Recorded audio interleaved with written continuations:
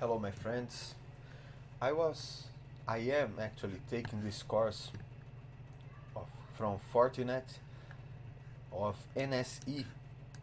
Is a free course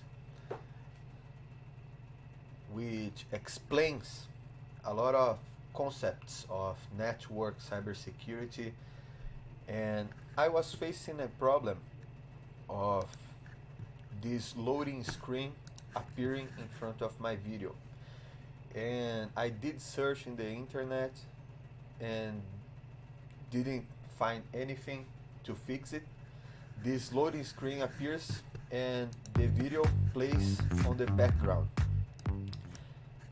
I did try to play in other browser, and I tried to restart my computer, clear the cache, and nothing fixes it. So I come up with a solution. You just click with the right mouse button, inspect the page, the element, and here you will have the div of the loading screen. You just click with the right button and click on hide element, and the problem is fixed. You can watch the video Hello. without a In this problem. lesson, we will I hope I helped with this quick video and enjoy your studies.